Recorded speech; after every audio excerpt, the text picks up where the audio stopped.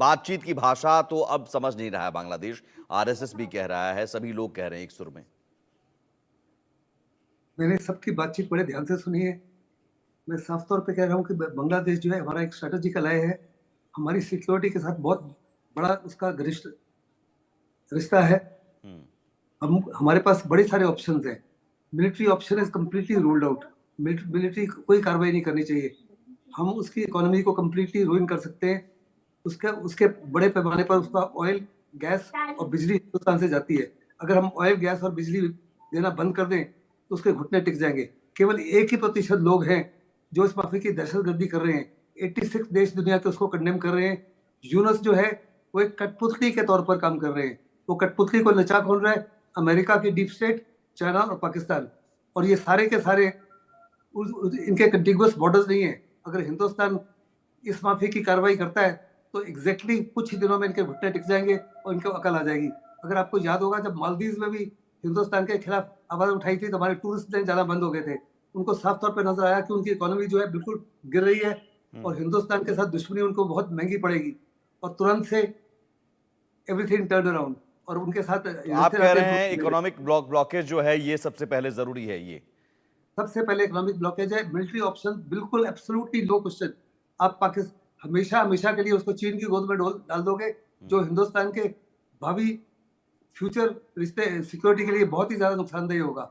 हम चाहते हैं कि नहीं, लेकिन ये भी तो हो सकता है कि इकोनॉमिक ब्लॉकेज हम करें तो वो फिर विकल्प के तौर पर, और देख ही रहे हैं, बोल रहे हैं कि हम चीन है, पाकिस्तान है, बाकी देशों से हम मंगवा लेंगे। देखो, चीन और पाकिस्तान के कंटिन्यूअस बॉर्डर्स नहीं है तो चीन और पाकिस्तान उस माफी की हिंदुस्तान हमेशा ही फर्स्ट रिस्पॉन्डर रहा है। जब वहां भुखमरी हुई हिंदुस्तान ने मुफ्त में राशन दिया। जब वहां कोविड हुआ तो हिंदुस्तान ने मुफ्त में वैक्सीन दिया। बाकी कोई भी अभी साइक्लोन का सीजन है, वहां साइक्लोन का आपदा आएगी, Hindustan is the only nation जो उनको किसी प्रकार की सहायता प्रोवाइड कर सकता है। दूसरे देश नहीं कर सकते। पाकिस्तान बहुत दूर है, चीन तो ये भी एक बड़ा प्रहार होगा। जैसा मैंने कहा कि अब जो है ये एक प्रहार करने का वक्त हो गया है, तो ये आर्थिक प्रहार है। इकोनॉमिक हम अटैक करेंगे तो इकोनॉमिक अटैक भी अब करने का वक्त आ गया है। भरत सिंह जी, देश का विपक्ष साथ है इस फैसले के साथ अगर ये फैसला लिया जाता है, और क्या वाकई आपकी भी राय, कांग्रेस की भी मानती है कि अब बातचीत वाली भाषा जो है वो समझ नहीं रहा है बांग्लादेश? डिप्लोमेसी का वक्त नहीं है, अभी बात करने का वक्त नहीं है। विदेश सचिव गए, उनके जाने के बाद भी लॉन्ग मार्च निकाला जा रहा है, अब TB2 ड्रोन दिख रहा है, तो वो सुधरने को तैयार नहीं है। देखिए, बांग्लादेश में जो हमारे हिंदू भाई हैं उनके बचाव के लिए, उनको सुरक्षित रखने के लिए पूरा विपक्ष सरकार के साथ में है, मजबूती के साथ है। अब सरकार को भी ये सोचना है कि वहां के हिंदुओं को किस तरह से बचाया जाए, कैसे उनकी सुरक्षा मुहिम को एक तरह से सही तरह से दिया जाए। और जैसे मेजर साहब बता रहे थे कि युद्ध कोई विकल्प नहीं है, मिलिट्री मतलब युद्ध हो गया, युद्ध कोई विकल्प नहीं है। लेकिन अगर वो नहीं समझेंगे, अगर वो नहीं मान रहे हैं तो कुछ ना कुछ तो एक्शन तो लेना पड़ेगा ना। 1971 में जब जिस तरह से पाकिस्तान ने वहां जब बांग्लादेश बनने के पहले जो तांडव किया था, उस तांडव को रोकने के लिए श्रीमती इंदिरा गांधी जी जब प्रधानमंत्री थी उस समय उन्होंने एक बड़ा एक्शन लिया था और उसमें 2 टुकड़े किए पाकिस्तान के, एक बांग्लादेश बना और पाकिस्तान बना। तो क्या मुझे लग रहा है कि अपने हिंदू भाइयों को बचाने के लिए क्या इस तरह से फिर से जरूरत है? तो ये देखना सरकार का काम है। हाँ, सरकार को विपक्ष का इसमें पूरा सहयोग है, साथ मिलेगा। तो सरकार किस बात का इंतजार कर रही है फिर? खेमचंद जी नमस्कार, जय हिंद। देखिए, वर्तमान सरकार जो भी पॉसिबल और स्ट्रॉन्गेस्ट एक्शन हो सकते हैं वर्तमान परिदृश्य में वो सब ले रही है। सरकार के एक्शन आपको दिखाई भी दे रहे हैं। जो बांग्लादेश साफ तौर पे कह रहा था कि नहीं, हिंदुओं पे कोई हमला नहीं हो रहा है, हिंदुओं पे कोई भी परेशानी नहीं है, हिंदुओं के साथ कोई अत्याचार नहीं हो रहा है, उसको मानना पड़ा। आज पूरे विश्व की जितनी भी बड़ी आप कह सकते हैं संस्था है, ऑर्गेनाइजेशन है, देश है, वो सब बांग्लादेश के खिलाफ बोल रहे हैं। बांग्लादेश की जो वर्तमान सरकार है उसके खिलाफ बोल रहे हैं। तो उसके पीछे भारत की डिप्लोमेसी है। तो भारत के भी सीधा अटैक कोई ऑप्शन नहीं होता। भारत डिप्लोमेसी के माध्यम से मैक्सिमम प्रेशर बांग्लादेश पे बना रहा है।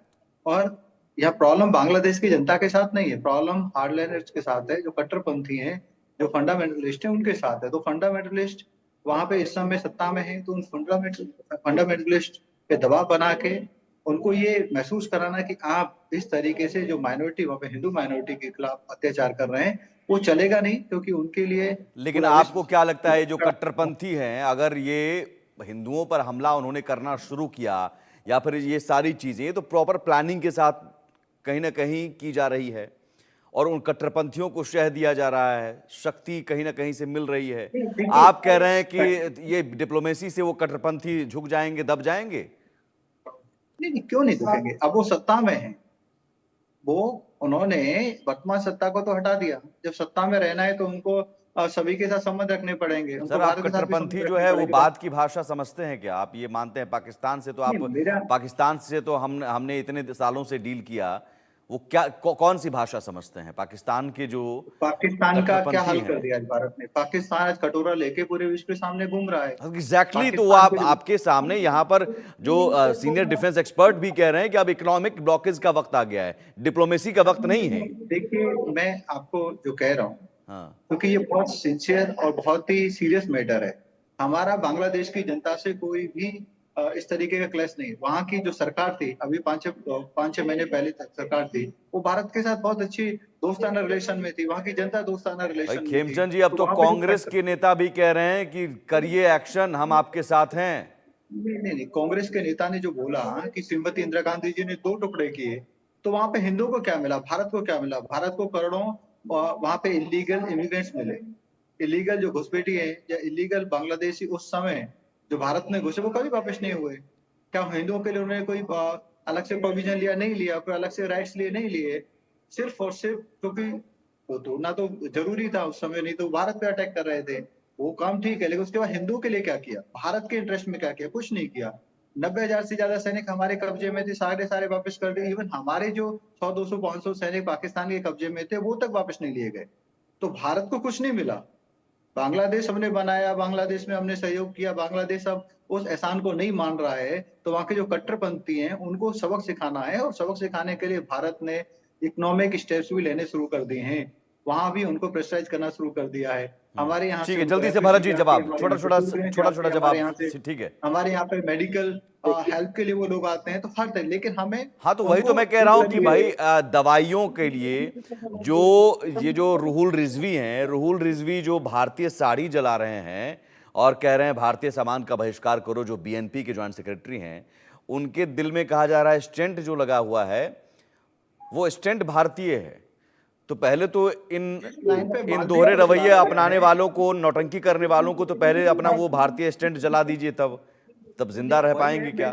मैं कह रहा हूं मेडिसिन भारत से जाता है, हम सस्ती दवाइयां, सबसे सस्ती दवाइयां दे रहे हैं बांग्लादेश को, अभी भी दे रहे हैं, और वो हमारे हिंदू भाई को मार रहे हैं। जिस लाइन पे हम लोगों ने मालदीव को सीधा किया, मालदीव के कट्टरपंथी लाइन पे आए, उसी लाइन पे भारत बांग्लादेश के कट्टरपंथी। ठीक है भरत जी, जल्दी से रिएक्शन।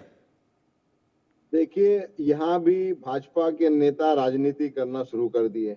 हम तो कह रहे हैं कि भाई आप एक्शन क्यों नहीं ले रहे हैं? एक्शन तो लीजिए ना, पूरा विपक्ष आपके साथ है, फिर यहाँ पे हिंदू मुसलमान करने लगे। अरे श्रीमती इंदिरा गांधी का धन्यवाद दीजिए कि वो पाकिस्तान के 2 टुकड़े किए, उन्होंने हिम्मत दिखाई और लड़ने की ताकत दिखाई, और लड़के उसको जो है खत्म किया। आप में हिम्मत ताकत है तो आप करके दिखाइए। आप यहाँ टीवी पे बैठ के और कहे कि नहीं ऐसा नहीं वैसा नहीं, ऐसा किंतु परंतु से नहीं होता है। आप में ताकत है तो पूरा विपक्ष आपके साथ है। वहाँ के हिंदुओं को क्या मिला? वहाँ वो टुकड़े हुए, रक्षा करना भारत के आपकी सैनिक मारे सरकार गए, का भारत काम के है। रिसोर्सेज लगे, सरकार भारत में की करोड़ों की काम, संख्या में आपकी रिफ्यूजी सरकार का आए। काम है। भारत को क्या मिला? हिंदुओं को क्या मिला? क्या प्रोटेक्शन आपने ली? आपने डिवीजन कराया, तो व्हाट वाज द प्रोटेक्शन? आपने 90,000 पाकिस्तानियों को आपने वापस कर दिया, उनके सैनिकों को वापस कर दिया। भारत को क्या मिला? भारत के तो आप उनके पास जो गिरफ्तार सैनिक थे, उनको वापस तक नहीं ले पाए। आप लंबी बातें ना करें। आज की सरकार ने जिस तरीके से मालदीव को घुटने पे लाए, उसी तरीके से हम बांग्लादेशी कट्टरपंथियों को भी सबक सिखाएंगे। या युद्ध एक ऑप्शन नहीं है। आप क्या है, आप एक दीजिए कि हमारे प्रधानमंत्री सक्षम नहीं है, बोल दीजिए, कह दीजिए कि सक्षम आप नहीं है। एक सेंस ऑफ अर्जेंसी, एक जिस तरीके से आप दिखाते हैं कि नहीं हमारा एक्शन, आपका एक्शन जीरो था। आपने ही पाकिस्तान बनाया, कांग्रेस सरकार क्या कर रही है अभी तक? क्यों चुप बैठी है बताइए ना?